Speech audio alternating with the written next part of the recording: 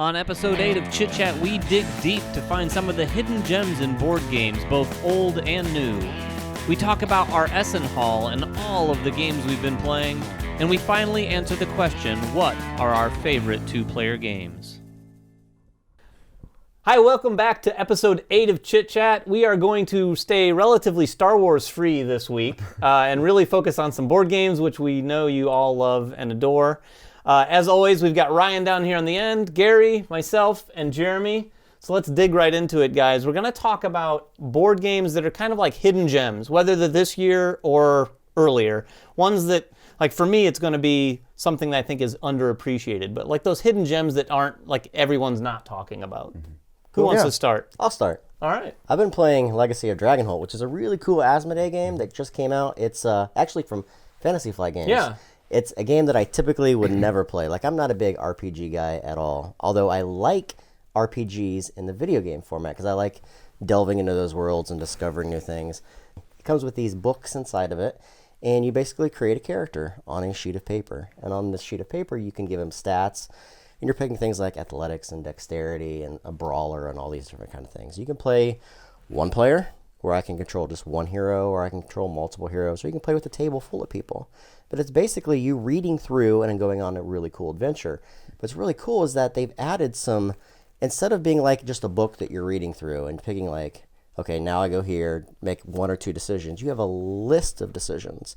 And depending upon the stats that you may have, there's only certain things that are available to you. And if you've taken an activation on that turn, that character may not be available until everyone else at the table takes an activation. So some of the options might be for a good dexterity person or athletics person, but you've already used your really good athletics person? Oh, okay. But what's really good is I'm not a big reader. And this has gotten me to read, but also the story's so well written. I mean, like, it's really, really well told. And you meet characters that you'll re-meet through the course, so it's kind of it's not a legacy by any aspects, but it gives that kind of appearance that when you play it, you may meet someone on day one, and then depending on how you act with them on day 4, they may treat you in a completely different way.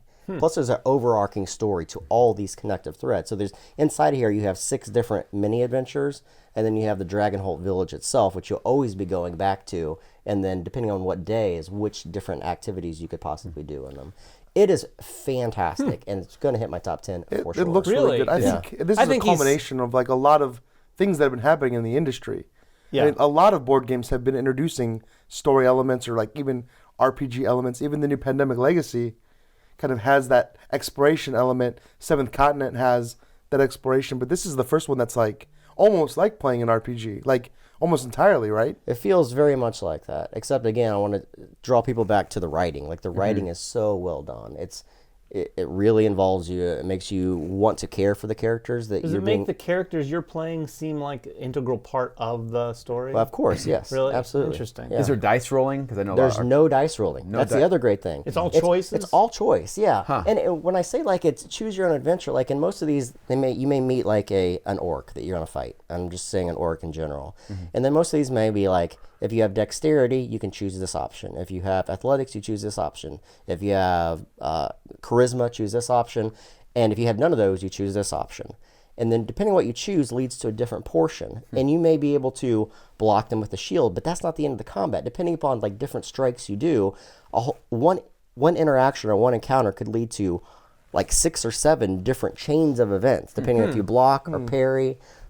It's really cool. I'd like to see like that sort of organizational flowchart of how many different branching elements and how many endings there could be. And it's just not even just that. Like if you do certain things in the story, you have to go to a progression sheet, and there's A through Z with numbers 1 through 10. Oh, wow. And you have to circle them. Meaning if I've done S1, 4 days from now, if I look back and it says, if you've done the S1 encounter, you can unlock this path. It's really cool. It's a lot of variability. Yeah, it sounds like what you'd find in a video game because it's possible, but they've done it on paper. Yeah. Cool. So I'll go next. This is a game that's not new, but it's one that I think doesn't get a lot of love, and it's La Granja or La Granja, depending on how people pronounce it. You played this with me not a couple months ago. Gary's been going through sort of the renaissance of all these old board games that he hasn't played, and La Granja was one of them.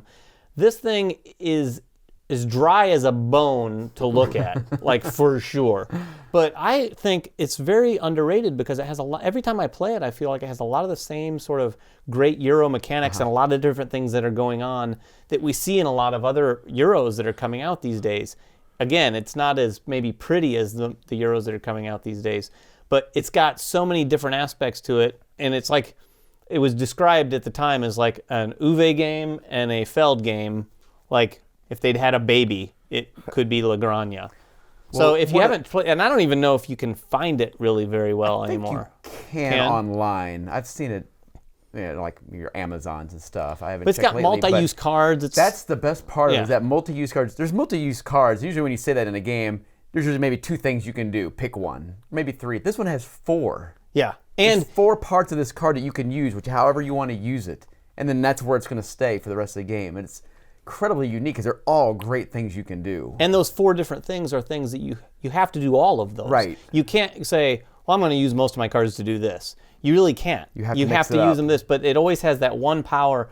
Like in most good multi-use cards, there's that one, like when you use it as the person or the helper, it's got this really robust ability that helps you break the game. That makes it hard to use them as anything else because you can like expand your farm. Yeah. You can grow more crops or fields on the one side. You can use them as contracts to fulfill on the top. And it has this really cool player board that has these, you like slide the cards onto the sides. I will say, the player board, I've actually like pimped mine out a little bit and like raised the player board so the cards will slide underneath them. Yeah. And you had to do that very strategically with like these little felt pads. But it's a great game. If you have a chance to check it out, if you're in a board game store and it's like on the shelf in their library, definitely give it a try if you're a Euro fan, because I think it deserves more love than it's got. It's really good. It's got. Mine is one that came out earlier this year. I assume it's out. I mean, we were playing a couple months ago, but it's from TMG Exodus Fleet. When you look at the box, it's kind of meh. It's completely meh. Cartoony spaceship. Okay. It's kind of generic science fiction. Yeah, very generic. But small box too, right? Slightly smaller. You're maybe a little smaller than your normal box. But it's a space game, which I'm kind of getting tired of playing space games. But this one was really good. It's almost some tableau buildish type thing, and you're getting cards. You're building your like a spaceship fleet, and you're all trying to leave Earth. But you can build up your fleet, or you may need to take actions like, well, maybe we need to try to save some people off of Earth. And as you're doing that, you're getting your victory points, and there's some resource management now. You got to pull resources out. But the really cool thing is this auction mechanic. Yeah. And it's not an auction where you're going round and round and round until somebody finally wins. It's a one-time round, and you want to be that person, at the end. How much am I going to bid? Because you're kind of watching how much money other people have. Yeah. That'll really play into it and makes it seems like that's not so fun. When you start playing it, it's really clever. Yeah, it's almost like an action selection because there's like 5 different actions that you can take. And as the leader or the first player on that turn, you get to select which of those 5 actions you get to take, which also means that you're the last person to bid. The person to your left has to start. So you're going to know what they've bid, and they can't outbid you. Like, if I really want it, I just bid one higher than everyone else. They get all their resources back, and I pay it. But it puts you in a prime position to be able to do something really cool on that turn. Yeah, but it puts everyone else in the prime position to do that sort of James Bond bidding, where they're just like, well, I know Jeremy really wants this. 7. Yeah. Right. But and on the next turn, it puts all the other players in a really prime position because they've collected those resources back. Yep. It's super clever. It does have some issues, though, because the text is so small. You can small. barely read it. You got to have really good lighting. Yeah. But other than that, the game was fantastic. You haven't played it yet. You need to play it. I know you would totally dig it. I didn't. I wasn't. I was out that day. I really wanted to go back and play it, though. Yeah, I want to say that when we played that, it was supposed to come out at Essen. I assume it did. I don't know. I have no idea. But I haven't heard much about it lately. Yeah, you don't hear much about it at all. It's not a good hidden gem, Gary. It's unfortunate because it is such an ugly looking game on the shelf, and there's so many games out that I think people are just going to miss it. But it is really good. It's really good. About that one. I got one other real quick one too. Yep. A card game, trick-taking game. We've played it a couple times. I think we played it after a long night of playing. And we had a blast. Tournament of Camelot. Tournament of Camelot. That's a great one. Yeah. Actually, I was just talking about tough that. To find. I've been trying to watch online, see if it's going to pick up. I don't know. I think it's out of print already. It may be. It's just a basic trick-taking game, but you have these other cards that are just brutal. like powers you can do to really just mess with somebody. But it's a ton of fun. It's cool theme. You have That like game a was health fun. bar too. You're trying to manage. You're you trying got to a stay health alive. bar. You got to try. We had a ton Well, and the way of fun the with tricks, that. the way the tricks that go down in that too is cool too. That's the one with the swords, and if Yes. if you play the same card as someone else, those turn over or something cancel like each that, so other they out, don't count. Yeah, that's an interesting game. We had for a, sure. We had a blast with was that a one. A lot of lot of fun. laughs. Yep. I've got two. I'm going to talk about really quick. One is an older game called Ink and Gold, which is one of maybe the first push your luck games I ever played. And it's brilliant in its simplicity. You're revealing cards one at a time. Each card has a certain number of gems. You can leave whenever you want and pick up all the gems on your way out. But if you stay too long, these dangers pop out. And if two of the same danger are revealed, you die if you're still in there. So you kind of have to, you want to push your luck. You want to be the only one to leave. Because when you leave, you get everything. Interesting. But if you leave too early, you might miss out on some better treasure that comes out later. So you really have to make this decision of like, what are the other players going to do, right? You're not pushing your luck necessarily against the deck of cards, but you want to look around and see how nervous does Jeremy look. Like, is he going to leave now? Because maybe I don't want to leave, because if we leave together, we split the treasure. Yeah. But if I leave on my own, I get all of it. Is that so? It's really unique. Have you played Quartz?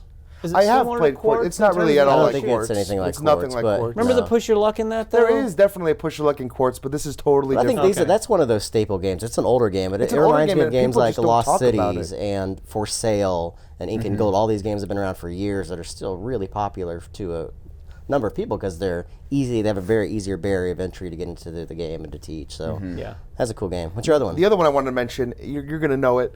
Very small box, very simple game. Well, give us a hint. I want to know. We Yeah. played it at Origins this year and had never heard of it before.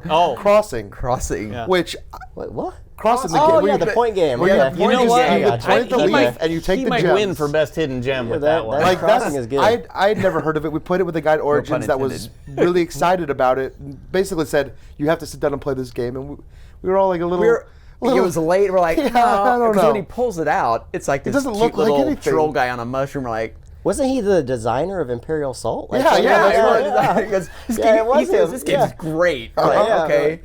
So we So we sat sat down down. and played it, and like I think we all went out and bought it like the next day. We played for We you did. 5 We minutes. all bought it on all Amazon. bought it You right guys on Amazon ordered it right immediately. Yeah, we did. It was so much fun. Have you guys I forgot taught it? about Because that. I've tried to show that to people as well, and everyone seems to have that same reaction that you all did when you played it that night. You pull it out, people look at the box, you go, this is going to sound really stupid when I explain it, Yeah. but it's so much fun. And everyone is literally like, okay. Yeah, and then they play it and they're like, this is fun. We It's brought it just to silly fun. Dice Tower Con. We played with James Hudson and a couple other people.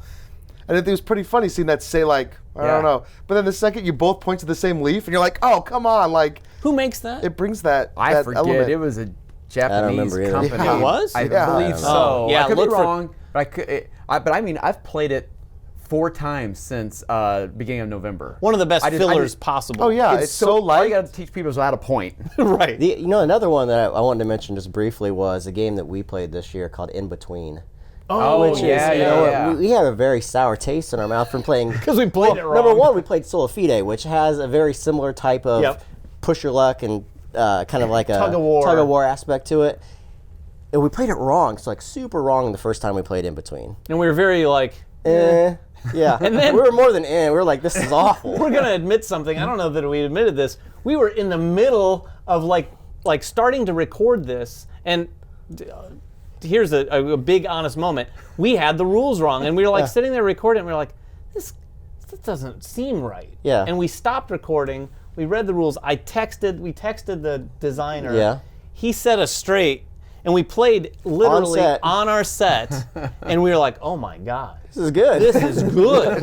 It totally changed what was going to happen in our review. Yeah. Yeah. Isn't that the game with the kind of Stranger Things? It's esque totally feel Stranger to Things. it? Totally Yeah. Stranger Things inspired. Yeah. And your one player is sort of playing the not the in between, but the sort of creature. Yeah, the creature. And then the other is representing the townsfolk. The in between is this kind of like the upside down, but the in between is between these two worlds. And the creature's trying to pull it into the creature world, and the townsfolk is trying to maintain stability in the other I world. wanna play it. And It's I've super never- smart. Like it's really Yeah. smart when you start playing. Really good. A lot of good decisions. art. Great art. Really yeah. good. Yeah, that's a good. That's a good another good hidden gem. Yeah.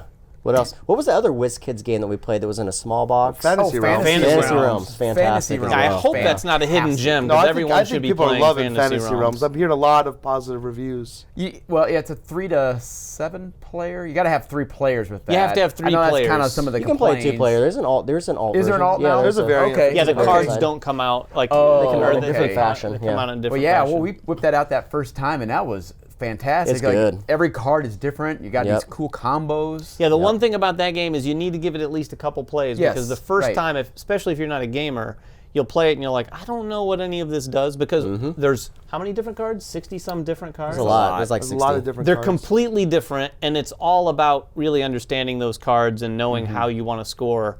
But once you figure that out, that game is fantastic. Another great filler. A lot of hidden gems fall into that category of small little I think a lot of filler people games. look at filler games and just pass them up, and they say, I'd rather go play, a heavier, meatier game. But some of these fillers are really good. Absolutely. Yeah, it's a good idea to have a good, solid go-to list of fillers. We've done that plenty, where we'll play a few games that maybe aren't our favorites in one evening, and then we need to cleanse the palate with Fantasy Realms. Yeah, right. At least we can all leave Jeremy's house with a smile on our face. So what have we been playing like this past week? Oh, I've been playing a bunch of stuff. Board games, I hope? Board games. Okay. In the spirit of Star Wars, I've been super hyped for Star Wars. I've been doing all Star Wars stuff. So we pulled Rebellion back off the shelf. I haven't played it since I played it a lot when it first came out, and then it kind of sat on the shelf. I forgot how much I loved it, and just how beautifully asymmetric the game plays. We played the game. I immediately left and bought the expansion because I had been wanting it, but it was kind of one of those like, I'll get it someday. But playing the game again just reminded me how much I needed it. So I got the expansion. We're going to play it again tomorrow with the expansion, and you're gonna have to let me know. We still haven't played that. Yeah. We need to play that sometime. It looks really cool. And then another one, I'll let Gary talk about, because Gary introduced David and I to a new game on Friday that I loved. Oh, yeah. Just go ahead and talk about it? Yeah, go ahead and talk about it. So this game came out at Essen. It's a Transatlantic. It's Mac Gert, who did Concordia and Navigator. Oh, he did Concordia. Yes, I didn't know that. Concordia, Okay. Yeah. And first, it's beautiful to look at, especially if you love ships. And it's about you're just using it's card play, and you're just buying up ships as over a year span. Or the ships get newer and better and bigger and more powerful. But basically, your basic play is you start out with 6 cards. And you just play a card and you just do what the card says. Sometimes it allows you to buy ships. Sometimes it allows you to transport your ships that you have in play and get money for that. And we played it with 3 player. We did it 4 yesterday. And it plays pretty fast. We played that game after I did the instructions for 2 new players. We played about 75 minutes, 4 player. Yeah, I went out and bought it myself. Again, Gary didn't mention this. It's one of those games when you're playing those cards. It's one of those games that has the card that you play that allows you to scoop all of your cards back up and continue playing. Kind of cycling effect. Just like Concordia. Yeah, like Concordia. Concordia. Yeah. One of the things I hadn't seen, or I couldn't recall until I asked these guys of other games that did this, when you do that action in this game, there's also a display of new cards. So when you do that, you not only scoop your cards up, but you get to choose one of those cards and play it immediately as well. And all those they're better. Are different. They're either better versions of the cards you have. It's like Concordia. Or Concordia has that They as have well? a row of stuff you can buy as well. So. And you play that immediately, and so you can cycle through your deck at various speeds. And there's some benefits to waiting and delaying. Like if you play that scoop up card as your 6th card, you get a bonus. If you wait until you play it as your 8th card, you get a bigger bonus. So how does it in Concordia? You're not directly really interacting with players. You can steal regions on the board. Is there interaction in this? Oh, at all? very much. Well, I don't know if is there's it indirect. It's not direct. Like I'm going to play this and it hurt you directly. Yeah. But there's definitely a board that feels very interactive. I feel that all the sort of docks, if you will. Because you're moving people's ships down and might possibly move them off the board. The thing is that you're still going to get points for the ships that you... They're just not matured to where you'd want them to right, be. They might not have matured. Well, when you have the ships out, you kind of want to use them while they're out there. And you have to load them up with coal and deliver and make money. But then as they get bumped off the bottom of the board, which is actually, in my first play, I didn't realize you kind of want that to happen to your ships, but you want it to happen when it's at its most valuable Yeah, situation. There you would get the max points because you for can. it. There's kind of almost not a stock market, but there's something that happens with the ships that go off the display that affect the value of different types of ships. Okay. And then if you have one of those ships that get bumped off, you score more points if more of those types of ships have been bumped off already. So it's got a lot of interesting things. It's definitely a game where I feel like I'm going to learn more with my second play. And that's what my they say, you know, people like Concordia, people like the first time probably play like, I don't know. But the more you play, like, oh, wow, I'm really, even though you have a limited amount of cards, there's so many synergies you can start to play with them, also with everybody else that's playing around, like, because there's a great card in it. It's a copy any card that was just played. Even though you might still have in your hand, like that way Concordia. You get to do it twice. Yeah. It's like Concordia. But that's a really neat mechanic. That way you never really feel stuck. Yeah. And you never, and you feel like, oh, I've only got 6 cards. Okay, well, there's a right way to play them. Yeah. But there isn't, because I thought that going into my second game, I was thinking about it. I was like, okay, well, this is obviously the best bang for your buck is to play these cards in this order. But then Gary played a card, and I said, oh, shoot, well, there goes that whole strategy. Now I have to switch which card I was going to play first. And now that whole thing I had thought about How long just did it completely take changed. to get all the way through it? 75 minutes for a 4-player game. That was your yesterday. What? The second time. Yeah, because boy. there's a That's stack awesome. of cards, and that's all the ships. The ships. And as soon as the last ship is bought, the round ends, and then you get one more round. But what's neat is, as this row of ships comes out, say I buy a ship, I take a ship off, okay? You reset the board, you take the furthest left one, it goes into a dock, which is used for other scoring, and then you shift down and you put in more ships. it goes pretty quick. Buy one ship, see. usually it just fills in the gap, but this one you always will lose another ship over to the dock. So it moves. Yeah. Yeah, it's really good. could be And he mentioned this at the beginning, the ships, all the ship cards are different. They're all historic. It also comes with this little book that has information on ton of them. Every one of them. Every single ship, like 3 or 4 paragraphs Like each. historic information about these actual ships. well It's very produced, cool. heavy board. Yeah, it's really it's a great game. Yeah, I'm looking forward really to playing loving that it. again. This is, man, we talked about Transatlantic. Yeah, quite a might as well bit just send a now. review on it, right? Look for our review if we need to do one. Yeah. So I played that, of course. I also played, again, somewhat recently, we've talked about this before, Bruges again. And I will tell you why I'm bringing this up. One of you just mentioned earlier when you mentioned Rebellion. Yeah. And you'd played it, you remember liking it, but you played it again, it made you go out and want to get the expansion. So I played Bruges again, had that same sort of experience. And I won't talk about the ins and outs of Bruges, but not the expansion for Bruges. There's a small expansion for Bruges that has like animals or pets in it. Really? Yeah. And you just mix them in, and there's these animals, and I don't even know fully the There's impact a lot of of those them. little ones. But it's a little pack of Pets. animals that you mix into the deck that are just like, and Bruges is the master of like multi-use cards Right. in like maybe all the games I've ever played. And it made me want to hunt this thing down. It's not available anywhere except for Neither like is the people who- The oh. expansion is incredibly expensive. to yeah, find the expansion's super hard to find, but I've actually heard better things about this Pets pack than I have the expansion. Okay. And I did find there's a couple people that had them for sale, like on BGG or on eBay, so I might pick that up. But yeah, I played that again recently. If you haven't played Bruges, that's another. I wouldn't say it's a hidden gem because I think it was up for Spiel when it came out. And, Right. everyone knows It's just about a it. solid But it game. is such a good old game that if you haven't tried and you love multi-use cards, you've got to try Bruges. Yeah. What have you been playing? I had 4 games on here, and I'll talk about all of them. No, the first one I already talked about, Legacy of Dragonholt, so I'm not going to reiterate that one. Charterstone, we played all 12 games of the campaign. It's a worker placement game. It's a legacy game. You're building your own village.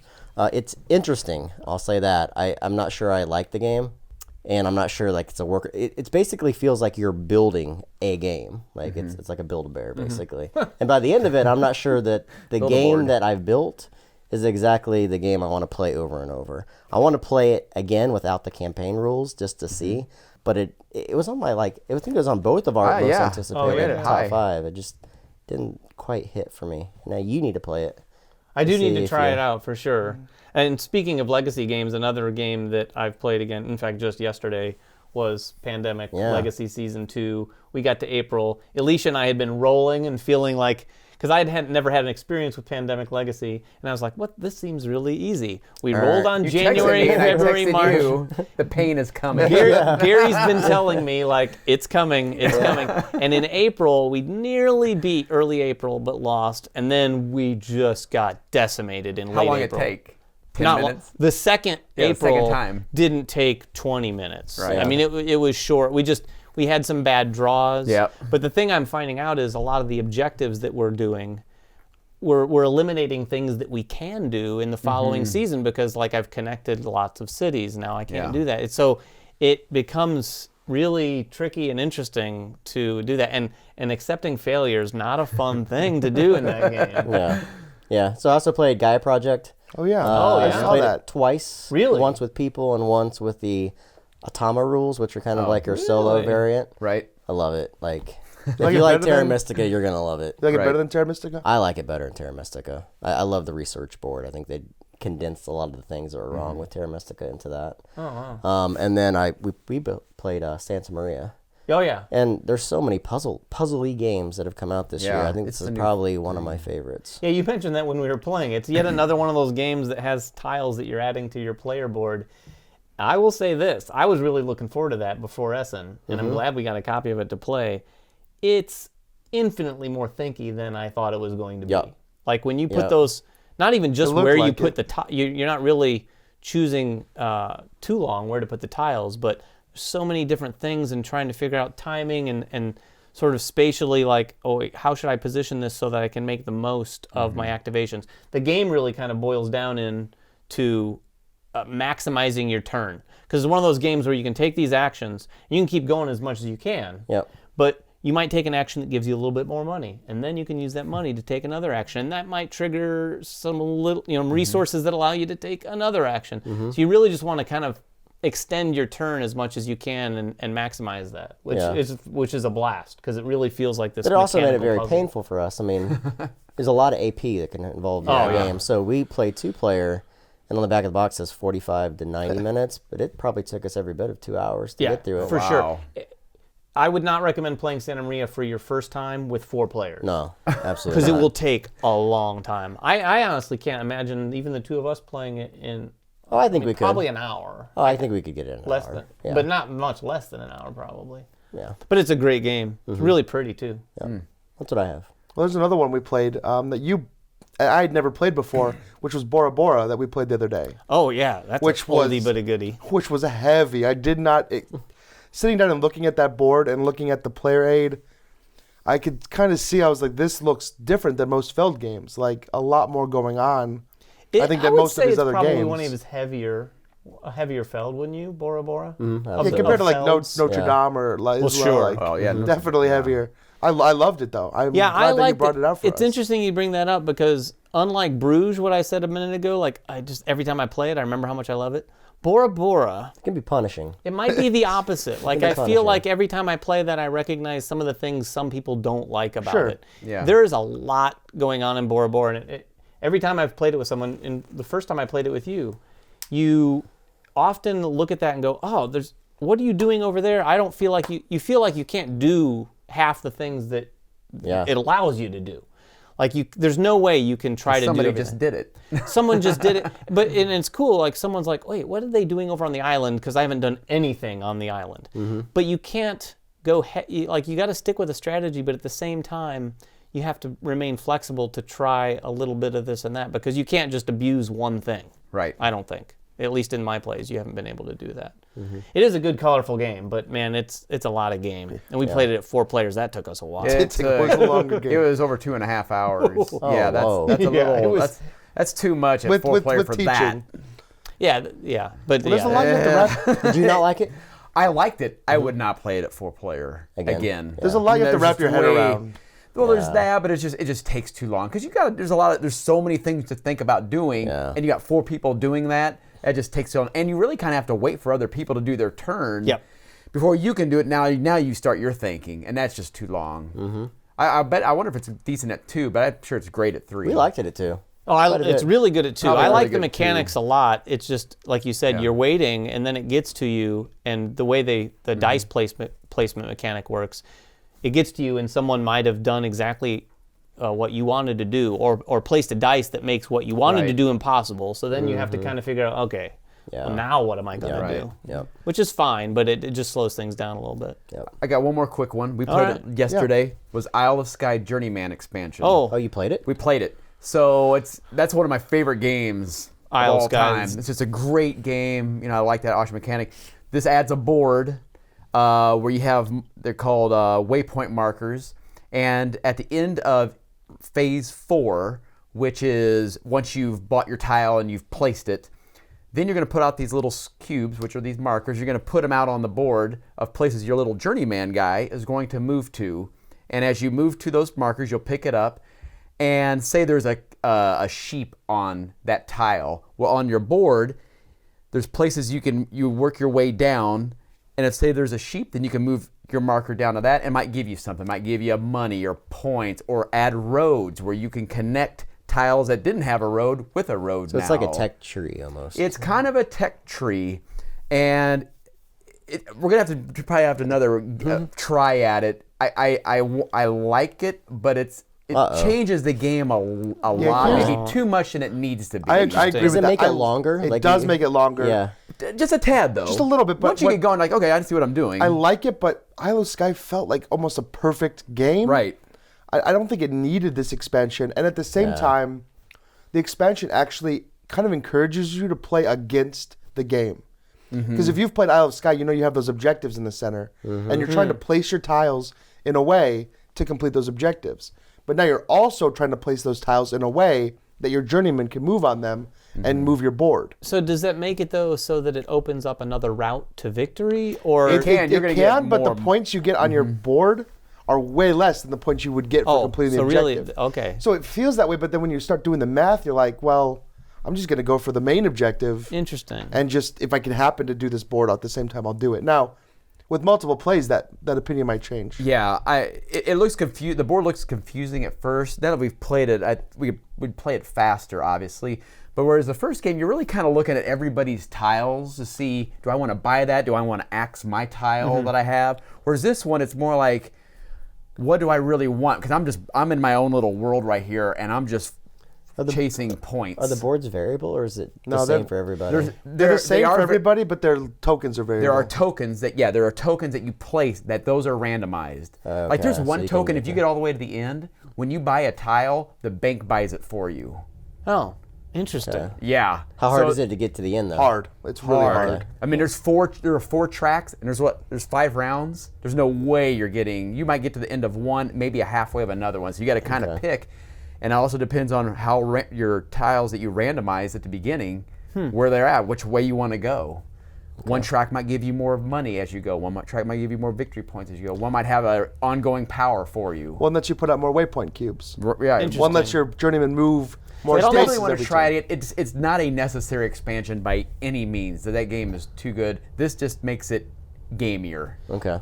Yeah, and speaking of expansions, I haven't played these, but we're all looking forward. We still haven't tried the Marco Polo expansion from Essen or the Lorenzo expansion. I really want to play those. We absolutely have to try those soon. We're going to review them once we do, I think, but we definitely got to get those to the table. I want to see if those fall into that category of necessary, unnecessary, or I'll never play it without these again sort of scenario. Cool. Well, we're not going to talk about The Last Jedi because we realize that some of you guys are still in the theaters watching it. But Ryan, you did have a question that one of the viewers wanted to ask of us. This is a viewer who's asked this question many, many times, so we're finally going to answer this. I think it's on like 3 or 4 of our Chit Chat videos. The question is, what is your favorite game to play at 2 players? I'll go. It's not a 2-player game, but it's Stone Age. I can go back to Stone Age and tap that well over and over. The board shrinks down enough to make decisions really meaty, plus it plays really lightning quick in a 2-player game, and it's just a classic game. I love Stone Age. Yeah, and hopefully that's not a cop-out in terms of like it not being a 2-player game, because I think there are a lot of Euros are great as at 2-player. In fact, we were just talking about Bora Bora. Yeah. Bora Bora is probably a better 2-player game than it is a 4-player game potentially. So I actually do have a 2-player game. Duel. Duel? I thought about Duel, and I thought about which is a good one, and I thought about Santorini, but I'm going to go with one that I've played the most. Quarto. Because while I wouldn't, You know what? That might be it too. But I'm going to stick with my guns. So let me say 4. Hopefully I'm not walking all over these guys. Santorini, Duel, Quarto. Play them if you haven't. But the one I'm going to go with is the one I've played the most, and that is Jaipur. Okay. Oh, yeah. Jaipur. If you haven't played Jaipur, it is just fun. And it's super simple. It's not like the meatiest game. It's not the kind of game you're going to be sitting there going, oh, what am I going to do? It doesn't feel like chess at all. Like Quarto sometimes feels that way. Santorini sometimes feel that way.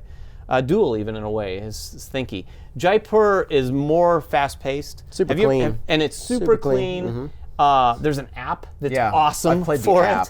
Yeah. And Alicia and I, and a lot of people, and I've played Jaipur probably more than any other game. It's got some nice pieces. It's got mechanisms that I've never really seen in another game.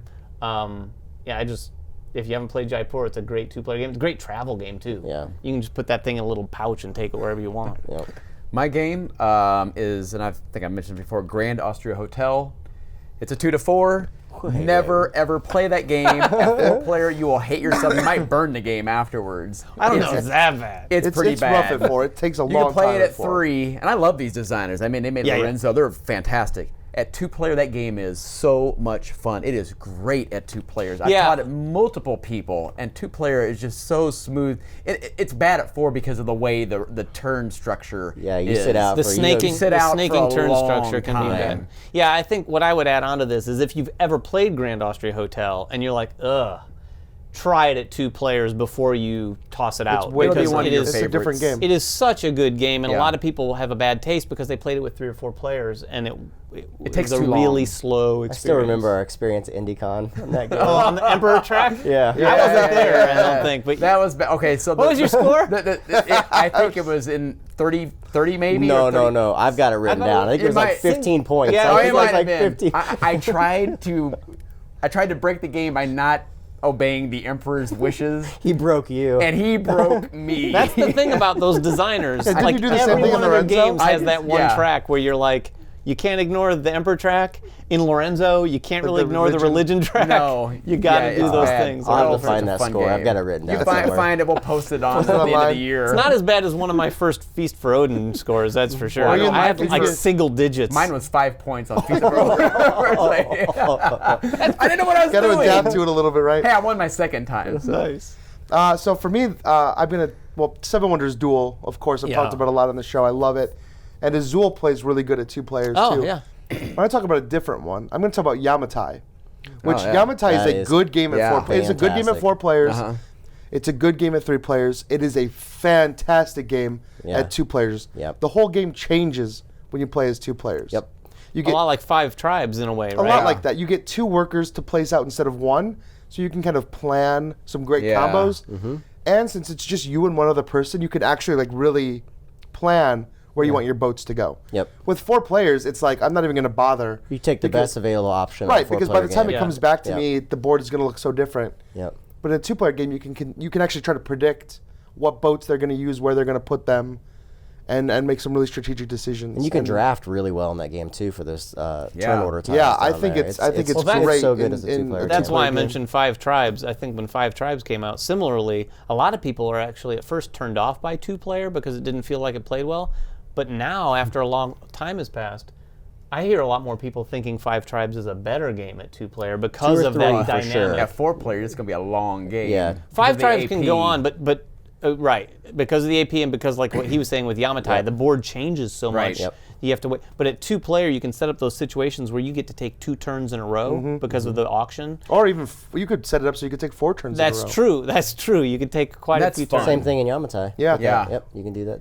It's a beautifully produced game too. Both Maybe one of of the those. most colorful games out there right now. That is, I don't know that I'd say hidden gem, but that's another game back to our original topic. Yamatai? Yamatai kind of It's been came out, forgotten. and it Kinda kind of came forgotten. out at a weird time, and no one like is talking about it. But it's a really good game. Well, you said a game earlier, which everybody's talking about. You don't hear a lot right now. I forgot Santorini was even a 2017 game. It seems like it's been Yeah. that long ago. Well, we viewed it as a 2016. viewed it as last like year we because played it- it last year, so it's hard for us. But I it think did the come out at the Kickstarter beginning of The Yeah. this Kickstarter year. delivered last year, but Yeah. the actual game Right. released this year. Yeah.